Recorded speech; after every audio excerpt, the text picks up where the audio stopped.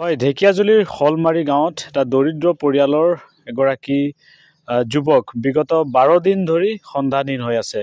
খুজি মাগি খোৱা আয়ুব খান নামৰ এগৰাকী শলমাৰী গাঁৱৰ যুৱক বিগত 12 দিন ধৰি নিখোজ হৈ থকাত পৰিয়ালৰ লোক চিন্তিত হৈ পৰিছে। বহু বিচাৰ খোচাৰ কৰাৰ পিছতো এইগৰাকী অতি দৰিদ্ৰ পৰিয়ালৰ যুৱক মানসিকভাৱে কিছু দুৰ্বল আয়ুব খান বিগত 12 দিন ধৰি সন্ধানহীন হৈ আছে।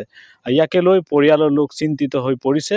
মই পোনে পোনে সেই পৰিয়ালটোৰ আচলতে বাসগৃহত দৃশ্যাংশ দেখুৱাইছোঁ। এয়া হৈছে সেই আয়ুব খান নামৰ যুৱকজন।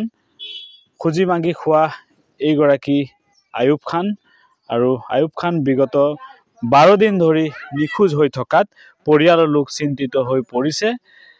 বহু বিচাৰ খোচাৰ কৰাৰ পিছতো এইগৰাকী যুৱকৰ কোনো ধৰণৰ সুংসূত্ৰ উলিয়াব পৰা নাই। সেয়েহে পৰিয়ালৰ লোকে আহ্বান জনাইছে, যদিহে কোনো লোকে আচলতে এই যুৱকজনৰ সম্ভেদ পায় তেনেহ'লে পৰিয়ালক যোগাযোগ কৰি বা আৰক্ষীক যোগাযোগ কৰিবলৈ তেওঁলোকে অনুৰোধ জনাইছে। মই সেই পৰিয়ালটোৰ বাসগৃহত আছোঁ, দৃশ্যাংশ দেখুৱাইছোঁ। এই পৰিয়ালটোৰ এয়া হৈছে পিতৃ মাতৃ। এয়া হৈছে পিতৃ মাতৃ আয়ুব খানৰ পিতৃ মাতৃ। খুজি মাগি খোৱা যে আয়ুব খান নামৰ যুৱকজন বিগত 12 দিন ধৰি নিখোজ হৈ থকাত পৰিয়ালৰ লোক চিন্তিত হৈ পৰিছে। আপুনি আত্মীয়? হয়, মোৰ পেহীৰ ল'ৰা হয়।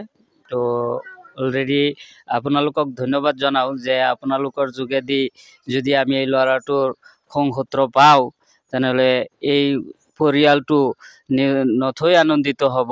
আৰু মাকৰ বহুত কষ্ট, ইমান দিন 10-12 দিন ধৰি কান্দি আছে। বহুত দুখ লগা। কেনেকৈ হ'ল? খুজি মাগি খোৱাত এনে ঘৰৰ পৰা ওলাই গৈছে। মই জনামতে বাঁহবেৰা নে ক'ৰবাত গৈছিল। মানুহৰ ঘৰে ঘৰে গৈ থাকে। তো সেইদিনাখন যে গৈছে, যোৱাৰ পিছত আৰু ঘূৰি অহা নাই ল'ৰাটো। হয়, আজি মানসিকভাৱে অলপ দুৰ্বল। হয়, আচলতে তেওঁলোকে বহু বিচাৰ খোচাৰ কৰিছে যদিও এই পৰ্যন্ত এইগৰাকী যুৱক মানসিকভাৱে কিছু দুৰ্বল। বিগত 12 দিন ধৰি নিখোজ হৈ আছে। খুজি মাগি খোৱা আয়ুব খান বিগত 12 দিন ধৰি নিখোজ হৈ থকাত পৰিয়ালৰ লোক চিন্তিত হৈ পৰিছে।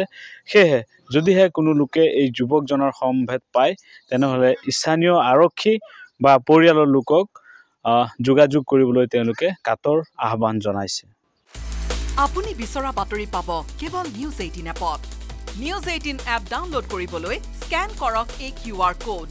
গুগল প্লে ষ্টৰতো পাব এই নিউজ 18 এপ।